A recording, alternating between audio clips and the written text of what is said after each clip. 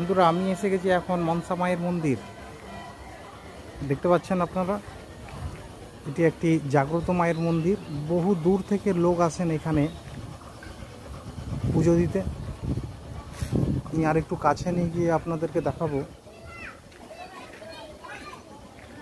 এই দেখুন, ভক্তবৃন্দরা পুজো দিচ্ছে।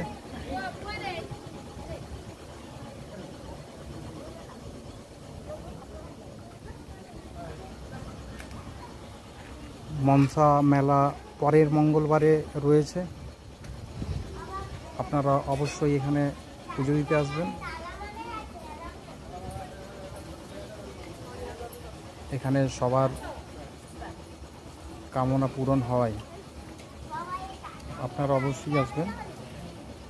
পরের মঙ্গলবার মনসা মায়ের পুজো।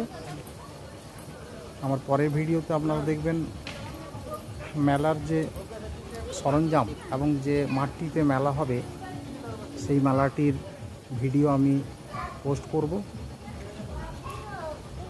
এই দেখুন বন্ধুরা, দণ্ডি কাটা হচ্ছে আজকে, দেখতে পাচ্ছেন। মায়ের কামনা পূরণ হয়েছে তাই দণ্ডি কাটছে।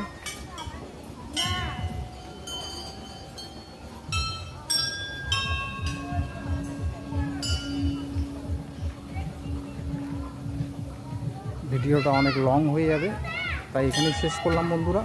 পরের মঙ্গলবার আপনারা অবশ্যই আসবেন।